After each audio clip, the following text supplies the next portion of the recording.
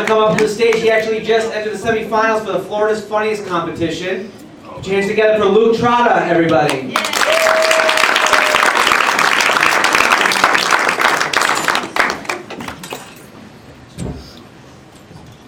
I was probably the only guy in this room that was happy to see E-Hat walk in.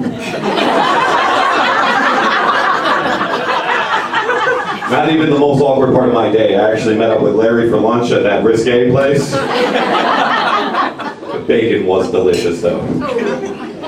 You know, ever since I've grown out this beard, getting through security has been a real bitch for me. Yeah.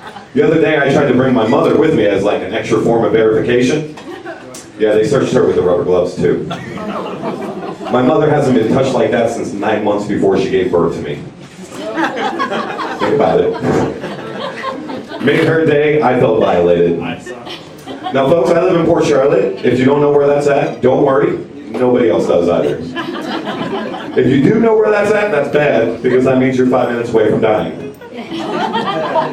Everybody always asks me to describe Port Charlotte, and I always say, have you ever been to the waiting room of a doctor's office? Very similar, just with 3 Walmarts. Now, I was raised by my mother growing up. It was always fun and interesting. Growing up, she told me that a great woman will never forget unless you prove her wrong. Then they will forget that shit so fast, it's like it never happened. It's very much like Area 51. Everybody's got a friend or a buddy who's heard a story, but nobody with any high-ranking government status has come out and confirmed it. Growing up, my mother was very supportive growing up. She told me, Luke, you can be anything you want to be in this world. So when I told her I was going to become a comedian, she looked at me and said, that's not what I meant. I meant a doctor, you idiot. Growing up, though, my mother was great, though I feel like she lied to me. Growing up, she always told me I was Italian, and judging based on how I look, I'm obviously somewhere from the Middle East. I'm not going to say where right now, because the world's a little sensitive. But let's just say it explains why I have such a difficult time flying. I go through so much extra security, you would think my name's E-Hat. But because I live in the South, everyone just thinks I'm Jewish, which explains why nobody ever wants to do cocaine with me. I don't understand it either. I share. But don't get me wrong, it comes with its perks. Like when I go out, I've never been asked to pick up a tab. And when Jehovah's Witnesses come by my door, they take one look at me and they're like, you know what? Never mind. We have enough signatures today, sir. You're the last house on the block. So I just turned 30, about 2 years ago. You laugh, but I didn't even think I would make it this far. I used to think a 401k was some type of extreme marathon. So I'm happy to be here. As most of you know, getting older sucks. There's nothing really that good about it, so you try to convince yourself. So I turned 32 a couple weeks ago, and I was thinking, you know what? I never have to worry about getting kidnapped anymore. Like, there's never going to be a time in my life where someone tries to drag me into a car and touch me inappropriately. Like, I have a better shot at going into a Starbucks and getting mauled by 2 grizzly bears than I do getting dragged into a car with lollipops taped to the door handles. And that made me sad, I'm not going to lie. As I've gotten older, I don't understand the dating scene anymore.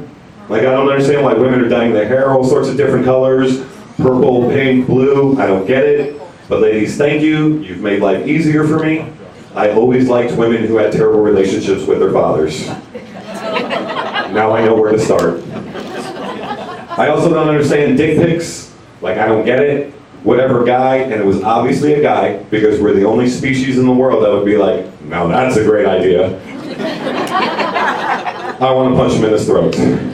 I don't know what goes through a guy's mind, like, hey, I think she likes me, or she might want to sleep with me. I know what'll get her. I'm going to send her a picture of my dick.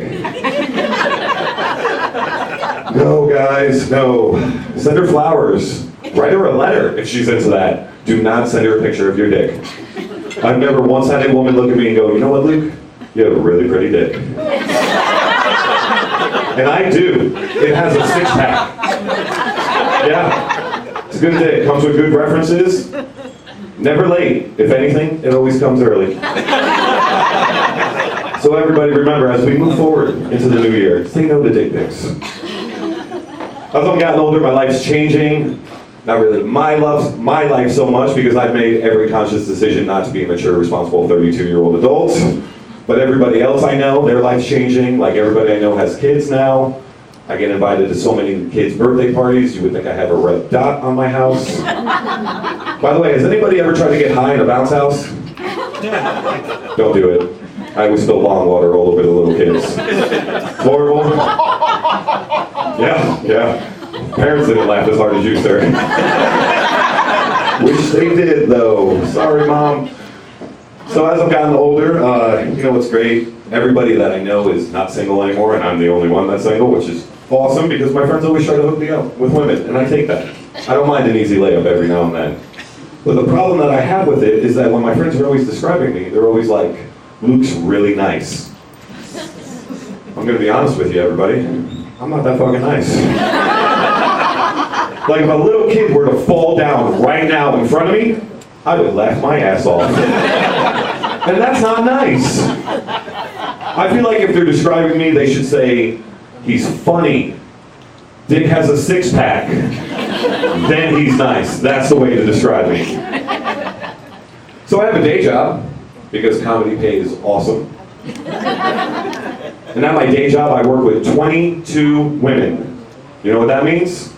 I'm gonna make a great housewife one day. I am constantly solving crisis and making miracles happen out of nowhere. Friendly little tip for everybody. Everybody's hair looks fabulous. Even if it really looks like shit. It's so bad, I'm pretty sure I now menstruate. Yeah, awkward conversation with my mother right there. Anybody here go to church? Awesome, you're all gonna love this thing. Great. If you all would have cheered, I would have been like, shit, we're gonna see how this goes, aren't we? I'm not a big fan of church. I do believe in God. I'm not a big fan of religion, because every religion, doesn't matter what you do, as long as you're truly sorry, you get to go into heaven. And you know what? The worst thing I've ever tried to do in my life is maybe sell some weed, or try to tell women I'm the Prince of Saudi Arabia. And I don't feel like I should wind up in the same place as, say, Adolf Hitler, because we're both truly sorry. I don't feel like that would work. And folks, could you imagine I move into my new neighborhood in heaven, and Adolf Hitler is my new neighbor? I look Jewish as fuck. Could you imagine how that conversation's gonna go? Look, what religion did you say you were? Catholic, Adolf. Catholic. I don't believe you. I run back into my house and I yell at my wife, I told you we should have went to hell. I like that one. I don't care if you guys don't. There's a lot of times as a comedian, you write a joke and you're like, you know what? That's the one. That's the one that's going to send me to HBO. And then you tell it on stage and you're like, well, that one was for me then. Damn it. So I went to the gas station today, and it cost me $18 to fill my tank. For those of you not excited about that, except for that one lady that said, oh wow, you must have rode a bike here. I remember when gas was so expensive that if you dropped some gasoline, you were catching that shit with your bare hands and tossing it into your gas tank. Now when I pump my gas, I'm like, I'm pouring some out for my homies. Not because they're dead, but because they gave up their cars, and now they can't enjoy these affordable gas prices at $2.15 a gallon. Sorry, I'm really psyched about gas being so cheap now. Do I get any couples in the audience? Any couples? Right, nice. I always like when I have couples. That means there's more guys going home and not having sex besides me. You're laughing because it's true. Yeah. Thank you, sir. Sorry, ma'am. But I always like when I see couples in the audience, because that lets me know no guy is being put in the friend zone. And I'm going to tell you why us guys hate the friend zone. It's like training for the Olympics to come in 4th place. All that hard work, all that dedication, and absolutely nothing to show for it. Coming in 4th at the Olympics, there's no cover the Wheaties box for that guy. But you know what there is for him? Running to Walmart at 12:30 at night to buy tampons. Half the time, us guys, we don't even know when we've been put in the friend zone. That's like going to the grocery store and buying milk without an expiration date. Ladies, if I knew I had 3 days to drink your milk from the moment I met you, otherwise it would go bad forever for me, that would be a really big help. No, I'm not comparing you to a dairy product. That's not what I'm doing. I'm just saying you need to come with a sexpiration date. I know what you all may be thinking. What about us guys? And we have a sexpiration date too. And it's really easy. It's the same for every guy. Never. That's right. That is fucking right. I don't care if I met you 3 years ago or 3 minutes ago. This milk is never going bad for you. It will never be friend zoned. I had a woman one time where I actually drank her milk and she tried to friend zone me. And I was like, no, I don't think you understand how this works. I already drank your milk. It was delicious. We're not friends. We just break up now. Now, folks, I don't know about you, but I have a lot of trouble sleeping at night. And I'm always up real late, and I always see the same old commercials on TV. And they always make me want to adopt a pet from Sarah McLachlan. I don't even like dogs. But as soon as I hear that, in the arms of, I'm like, all right, fuck it, sign me up. It also makes me think I have transvaginal mesh.